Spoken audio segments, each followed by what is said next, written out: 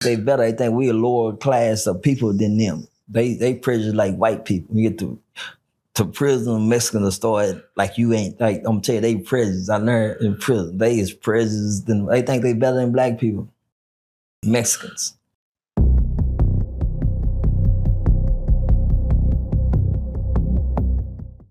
Prison Stories 101. We got ourselves another special guest. This time, it's very interesting because, you've been out a while. Yeah. But we got him in the building. D-Lap, I'm going to call him, but he go by Derek. For those that may know him as D-Lap. Let you introduce yourself. Tell us how many years you did. Yeah, I'm D-Lap, as you say, but I'd rather be Derek D-Lap now. My D-Lap days is over. Yeah. But I did 5 years in federal prison. Okay. All right, well, let's go and get started. Normally when we do these prison stories, especially when we have in an introduction, we like to get the who, what, when, where, and how. So if you don't mind, if we could speak on what was the charge that got you sat down? Okay, yeah. In 1997, the charge came about on drug trafficking. I got, caught on the highway with quite a bit of amount of cocaine. And so I got sentenced to 5 years in federal prison. If you don't mind speaking on this, this was, what year was this? 1997. 1997, man, the birds are flying. Where was the charge caught? Where was the location? Coming from Dallas and Van Alstyne, Texas, going back to Sherman, where I'm from. And I'm always curious, now that you done served your time, we could hopefully speak about it, but what goes through a man's mind, as far as knowing you got that much weight on you?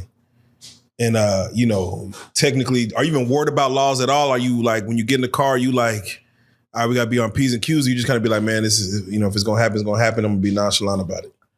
Yeah. To break it all the way down, when I got busted, I went all out. I did something that I normally don't do, period. Yeah. And so prior to this, I say it was probably, I think, 2 weeks. I had got shot and robbed. I had got robbed. They kicked the door in and shot me 2 times and robbed. And so 2 dudes that I was selling work to wanted to turn them on to my plug.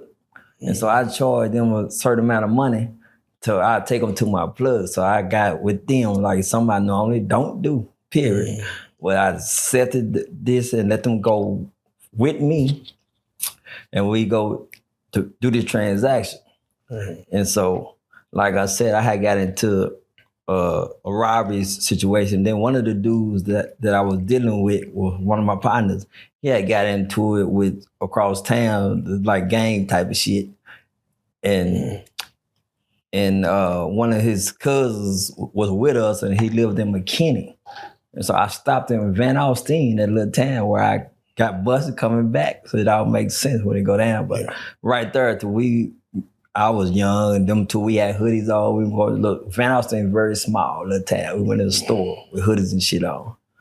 And come back, we dropped his cousin off, and on the way back, we got pulled over in this same little town, Van Alstyne, for speeding. They say in the same little town.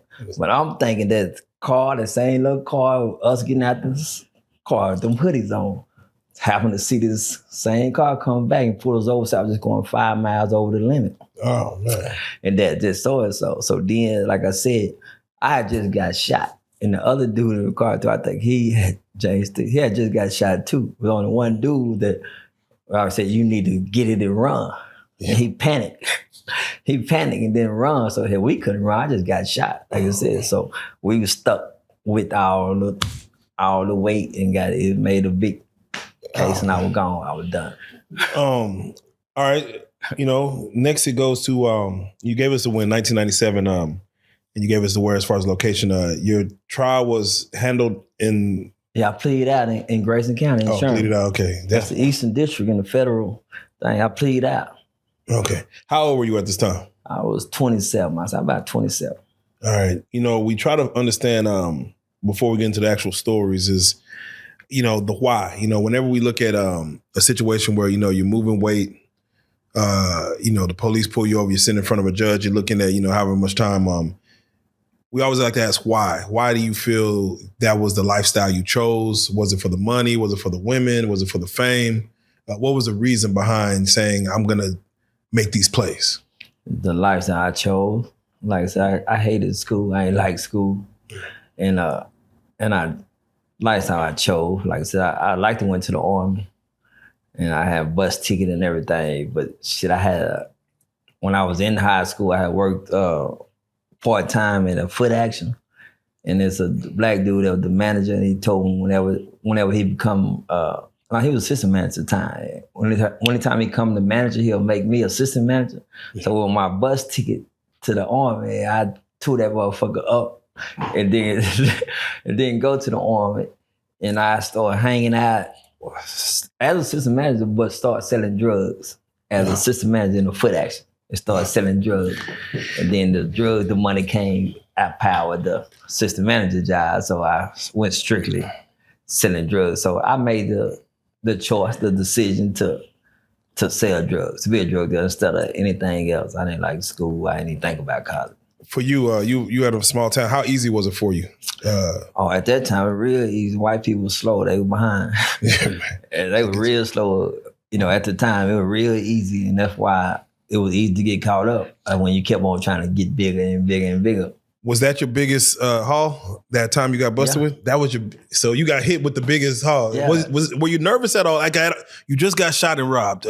Were you at least nervous for making this trek? No, because like I said, I was always by myself. First of all, that's why I said I did something different. I let these two dudes, I'm turning them on to what I'm doing. So I had no business doing that, first of all. But so I wasn't nervous because I knew I wasn't speeding too. Like I was driving. Yeah. And I know not to go speed. So I know I got myself caught up from stopping in that little town prior. Yeah. And they happened to see that same car. And then the black dude wouldn't know when I had a rental car. It was no tint or nothing. And they happened to see the same car. It's just something I guess was supposed to happen to me. It's a boring day. That's the most action we had today. Let's look into it. They looked into it. It was the biggest bust in Van Alstyne. Oh, man, I know they were high-fiving all day. High-fiving, it was over. Was that your first time ever being like in jail or prison? Was that your first time? Not in jail, but first time facing something big. Facing prison, yeah. I had been in jail. Did you have a court-appointed lawyer, or did you have a lawyer? I had an attorney. You had an attorney? I had an attorney. I've heard stories about having an attorney that you're paying for, and it's a fair case. You ain't got. It's kind of null and void. You waste your money. Yeah, it's better just to you can handle your own plea if you want, or with a court-appointed. The best thing I should have did got a. What they don't call it court appointed. Yeah, they call them something else there. But they work the same. They work the same way. Yeah, same way. I should have did that because it's a waste of money. Your fight against the feds is you ain't gonna win.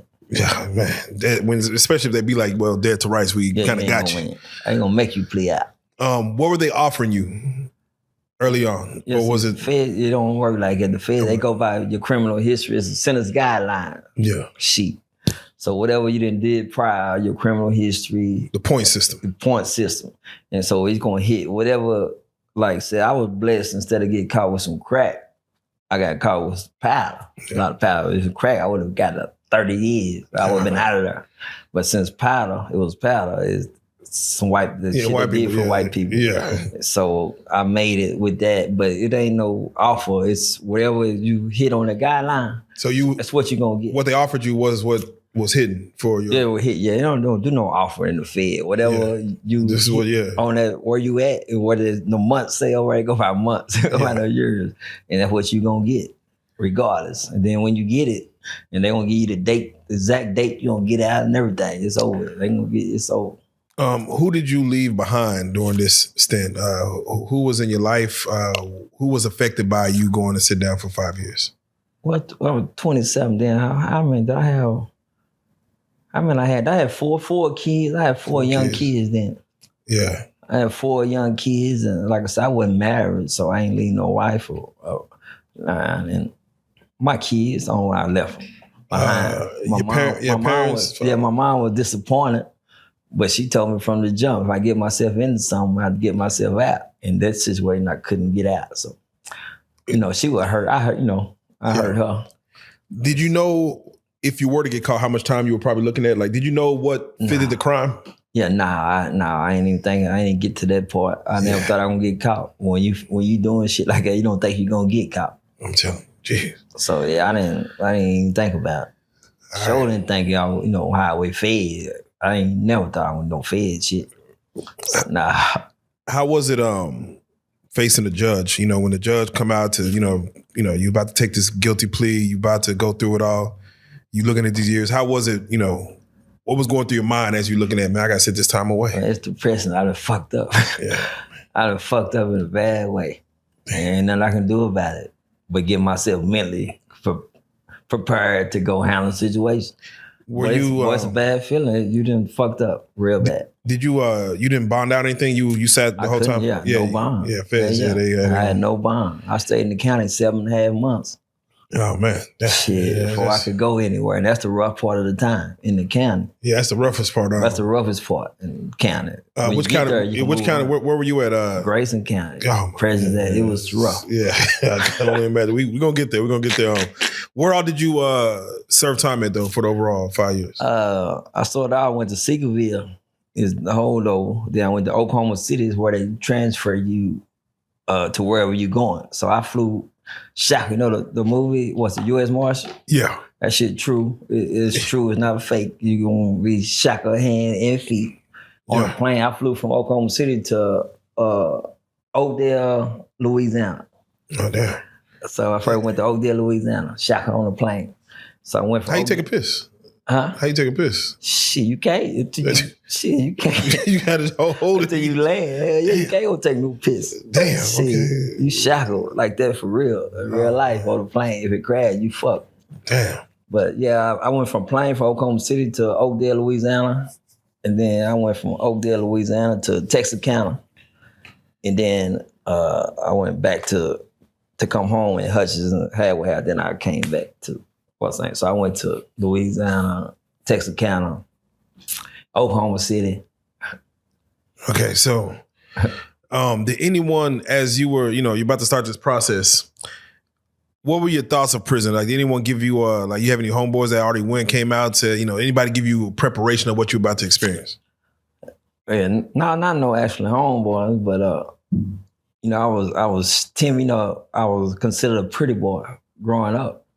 Oh yeah, pretty boy. So I was kind of timid, and the stories I heard, the penitentiary, this and that, I have to, so and so gonna happen. So I was like, oh man, what I'm gonna get myself into. But once I got there and said it ain't nothing. Half of those stories is bullshit. It's bullshit. Okay, yeah. So they were trying to scare you straight before you got there, but then all that stuff it ain't happening. But I went to the Fed. Now I never went to the state. Oh yeah. You Fed. They say Feds is it is way for the spots you was on. I know Feds go by max, medium, lows, camps. Camp, medium, camp, or low, medium, high, then USP. And I started off in the medium high.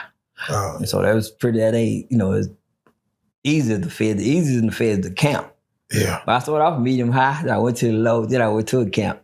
But medium high was, it was like a real prison, but it ain't, this state shit from what I heard where motherfucker gang raping you out, this and that. Yeah. Feds is, you can choose, if you want to be a punk, you can choose a punk. They got niggas got a whole name named Lisa. Oh, damn. And Carrie or whatever. You want to be a punk, you can get you a woman. Oh, damn. Yeah, and the Feds, it ain't no. Yeah, it's wildin'. It ain't no gang rape shit. You want to do that just shit, already in you you. choose. Yeah, it's in you. So let's do it like this, man. I always want to kind of, when we start these prison stories, I know there's so many different stories, but let's start with this, man. What was the worst thing for you about prison, the 5 years at the sit down? The worst thing was taking my mama through it because she was in church. Oh, yeah. She was in church, and the feeling that her son was in prison, and she was shamed.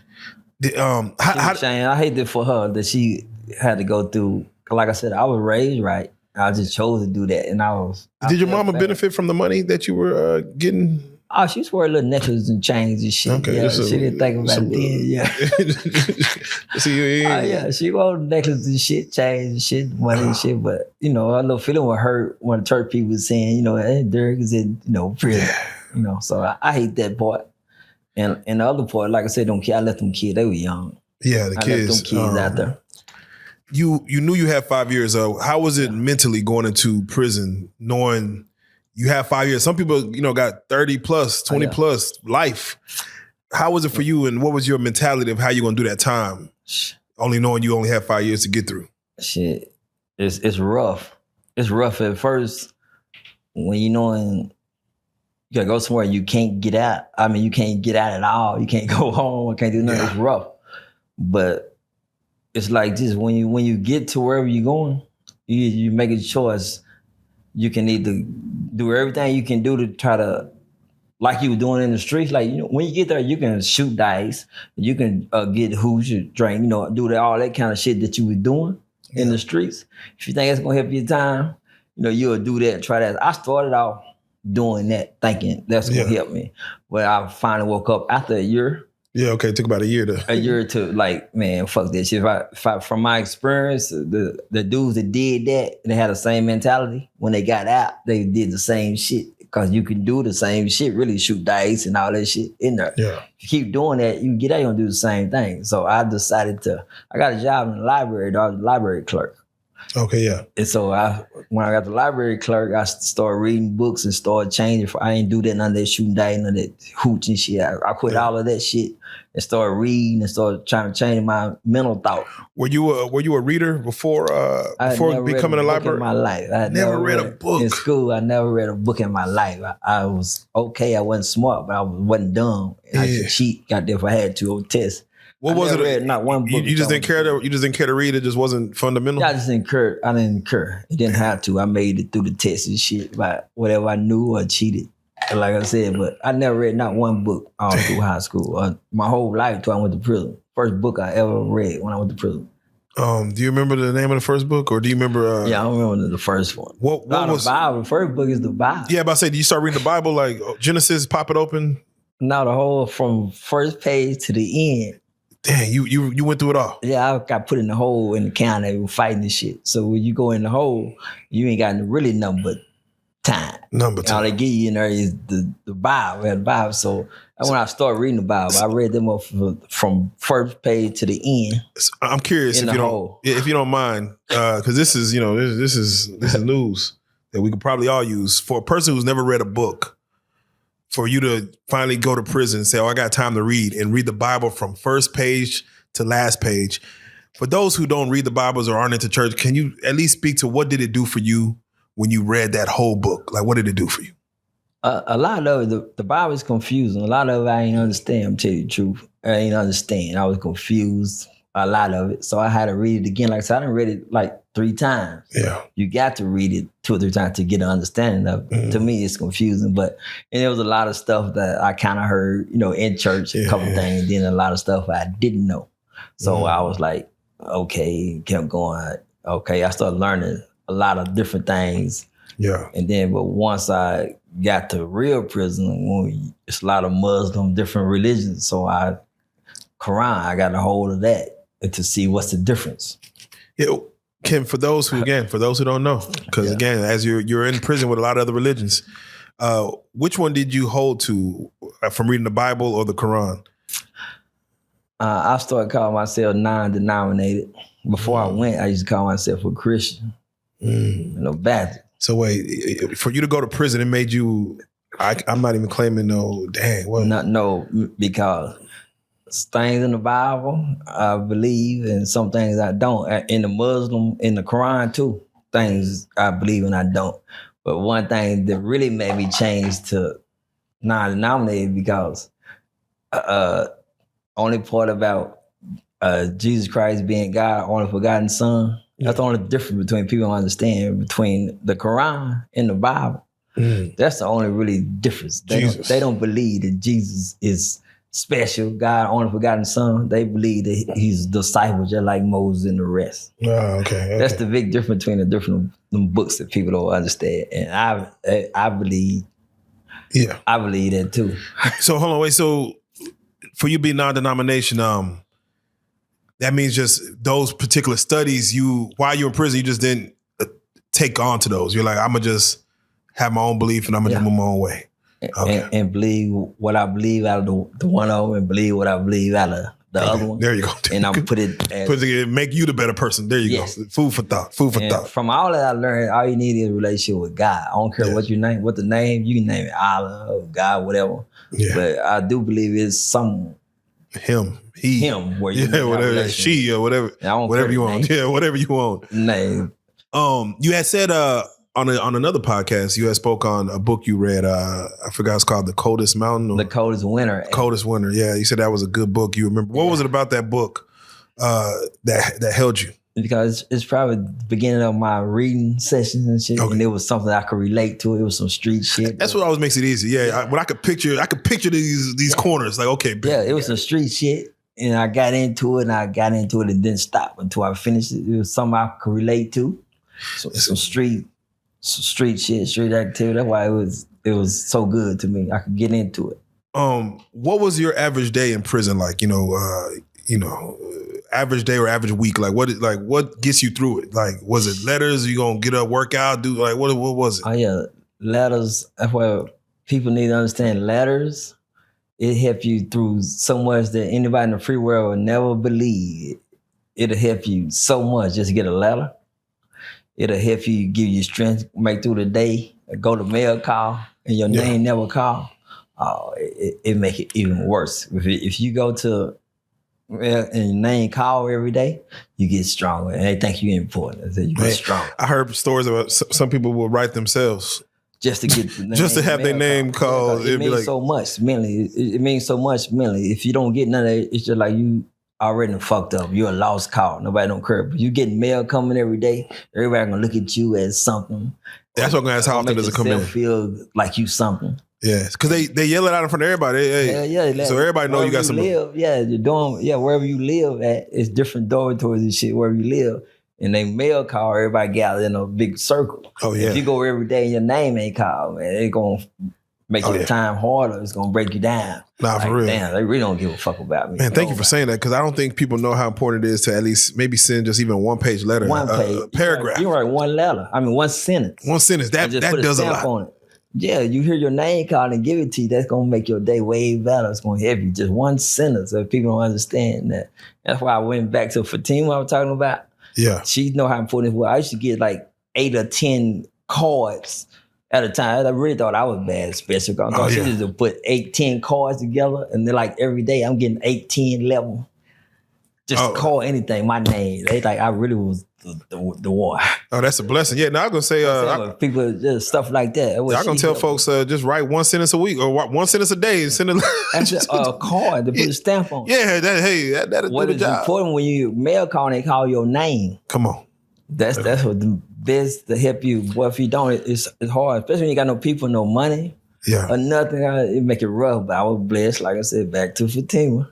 Yeah. Money, other little women, it help. But when you got money, commissary, and mail coming, and then you gotta get you a routine. Like in the Fed, you gotta get a job, just like in real life. Yeah. Like you gotta get. You get to pick your job, or you gotta get up and go to work. You get to pick your job. You start off at the bottom, like in the kitchen. Okay. And then you got to put in, they call them kites to put in for the better job. That's how I end up getting a library job. You got to start off in the How does one upgrade to a better job? Like just being good at the first job? You got to put in like ask for it, like they call it when I forgot, you got to fill out to try to apply for a better job. Right. So hold on. When it come up. Yeah, does it come up, or do you move someone out the way? Like, I bet he's a better candidate than this. No, you got to wait till it come up to somebody that messed up and lost a good job. Oh, okay. And next one come up, you get it. That's you could be on hold waiting for be on hold waiting job. On it.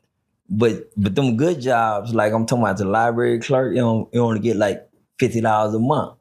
But if you ain't got no money coming in, you ain't gonna get that job. You don't get that. They call it unicorn.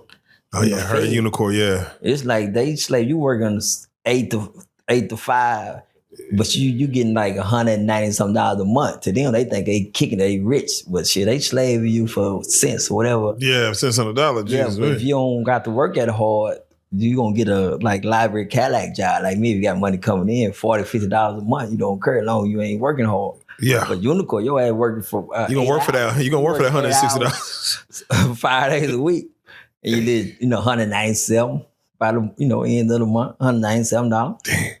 So did your mom? Did she put money on your books? Yeah, like I said, no, never. Not $1. She was. Did she call you while you was in there? Write you? I called her. No, I never call her. But when I was in the camp, I said, "Don't call her. It make your phone high as hell." Yeah. So back then, it was oh my god. Yeah, so I didn't call her either. Like I said, I didn't. She told me from the beginning when I get myself into something, that I got to get myself out. So I never called her. I never asked for a dime, and I never. Called her or asked for money. I had to use what I had for, that was going to help me. First of all, who got you in the game? Who put you in the game of, Man, so I need to say the name. Some of my partners I went to, well, my little sister, baby daddy is who really introduced me to the game. Oh, okay. My little sister, baby daddy, he want to introduce us to my game. Then I moved in with his brother. So I was part of the hotel. I didn't put myself in it now. Well, that's what they did. Yeah, exactly. I said, this their lifestyle. That's their lifestyle. So that's how I got in the lifestyle. I had played basketball with the one I moved in with. Okay. But once I moved in and that's their lifestyle, I turned it to my lifestyle. So that was it. I had chose that and that's what I was. You was always dolo with it, or did you have a crew of people that you was like, hey, I was part of their crew. My roommate, brother who introduced me to it, they had all their family was this what they whole family did. Yeah. I made myself a part of their crew. Yeah, I asked that to say, when you got busted, was any of them? Oh yeah, I had all these later years. They had already done went too. Most of them, they had got in trouble before me. They had went to jail. Oh, they already did. They didn't went. So I done made my own little crew after they were gone. And these little dudes I got caught with, I done made my own little crew. And that's how when I went, I had made my own little crew. They was already gone. They was already gone to jail. They already in the feds in jail. Yeah, what the two guys you was with that day, what did they plea out to? Did they try to go to trial? What did they do? One of them was too young. He was 17. He got off scot-free. Scot-free? Scot-free. That was the one who could have ran? Yes. Ran it. He got off scot-free. And the other one, I think we got the same thing. Cause like I said, go by your criminal history. We got the same thing. Oh, man. All right, well. One of them got off scot-free. He was a juvenile. Oh, man. He could have held you down while I don't know. Scot-free, man. He got that's crazy. But a couple years later, he got in same trouble. He finally, he went to the feds too. Oh, yeah. At that time, he was a juvenile. 17, he didn't even go. He got off scot-free, he was juvenile. That's how it works. They always say in the feds that everyone is probably knifed up. About what percentage of you feel the inmates is knifed up? That's what? That's knifed up, got a knife. Keep a knife on them. In the Fed, that was way, now I ain't no telling, but it was 20-something years ago when I went. And the percentage, I don't know. Was it a lot or not? Because that's one thing I heard that I would expect if I was to say, hey. Where I was at, I don't think the percentage was high, but it wasn't low either. Oh, okay. But see, when I got there, like I said, I always been a leader and not a follower. So even there when I got there, I had me a little crew. I had an old man, we come on the bus together from Mississippi. And he had spent his whole life in prison. And so he just had to be part of my crew and come over do. So he kept one, he always tell me things when the World One was or something, but I never thought about, me needing one. No riots kicked off? Yeah. Now, Mexicans and black Mexicans is prejudiced motherfuckers and white people now. Oh, wait a minute. I've never heard that before. Mexicans are prejudiced? Shit. I learned in prison. Mexicans is prejudiced. They think they better than us. They think they better than black people, man.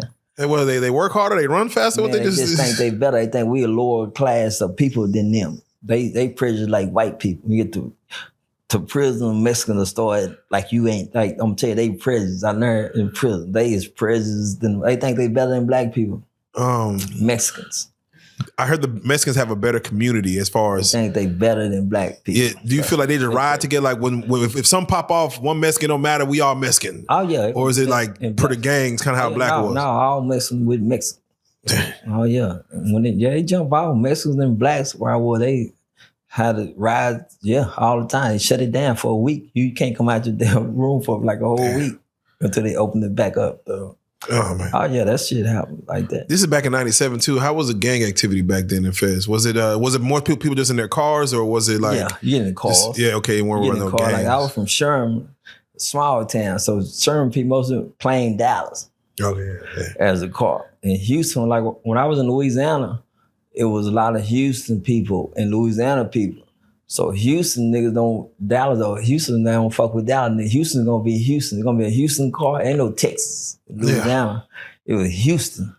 And then like us, we had to be Dallas, Sherman, whatever together. But Houston niggas is their own car. Ain't no Texas thing. Yeah, no, it's Houston. '97, we had just won a Super Bowl like a year before, so Dallas Cowboys was big. But then, we just, it didn't got bad after that. So yeah, Dallas and like all the small towns, Sherman, this and that, they might ride together. But Houston, because you from Texas, they ain't gonna like you in our car. If you ain't from Houston, you ain't getting in the Houston car.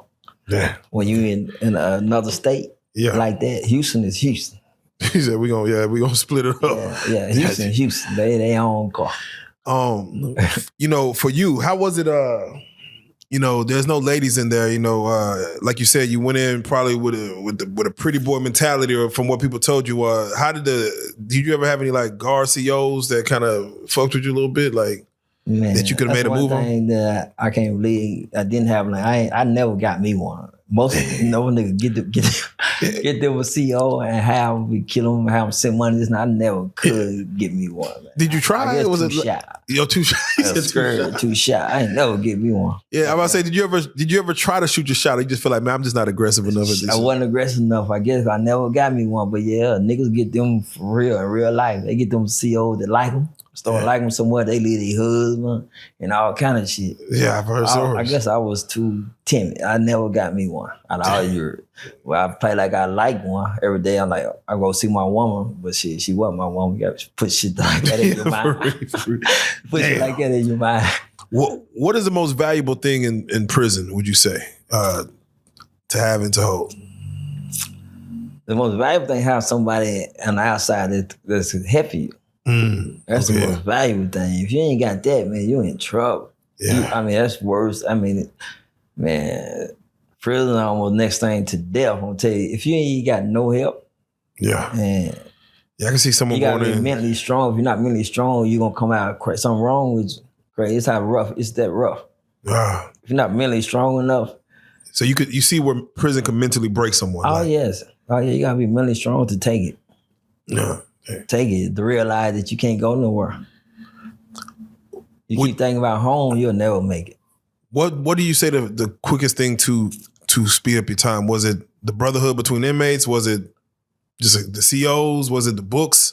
What is something that could possibly speed up someone's time there? Gambling? Is it like waiting for something to happen that week of football season? Yeah, no. You have to get the gambling shit. Well, me personally, I'll forget about that. What helped me is realize that that's where I lived, and I, wasn't going nowhere. So make me a routine where I had to whatever breakfast or I had to go to work, and after work I did this and that. Made a routine every day like that's where I lived, and that would have the best thing to help me make it through the whole way. So I was programmed. I had a program mentally. This is where I live. I had to make each day the best I could. Right. Where I live. So basically, once you accept that this is your house for the next so many years, time. If you don't ever accept it, you in trouble. You waiting to get out, saying you free, you appealing and waiting for the appeal, you in trouble. Waiting on lawyers to call you. You in trouble. If you keep thinking about home and maybe you might get out this day, you in trouble. You got to accept it. This is where I live. And make it each day the best you can. That's the best way to make it through it. Well, for me. All right, definitely, man. We always do these prison stories, to try to motivate the young people who's out here taking the same chances to try to not, go down your path. You gave up 5 years of your life, 4 kids behind, your mother, she's in church, heart is broken. If you don't mind speaking to someone who might be in your same path right now, as far as maybe out doing something, ain't never touched jail before, don't understand the consequences. What is he losing? What is he giving up if he has to actually, let's say he does get caught, has to go sit in prison? Man, he losing his life. I'm telling you, prison is the worst worst thing that you can put yourself in. Like I haven't experienced death yet, but something so rough, as they say, death prison is that a young person should never want to go to prison. Period. Being locked up, period, is something not fun at all. I get amazed at people that I know, and they go, get out, and then 6 months later, how you gonna go back? That is so crazy to me. It's crazy. That's the worst. That's the worst thing ever from my experience in life. Young kids do not want to go to no prison. Ain't nothing cool about it. They think it make you hard. No, it don't. Nothing cool about prison. You do not want to go to prison at all. Come on. Now, with that being said, you out and free. You ain't going back. You're living your big one. So I got to say, once again, D-Lap, Derek, coming through, man. Prison Stories 101. I appreciate you, man. We salute you. Can't wait to have you back. I appreciate it. Yeah.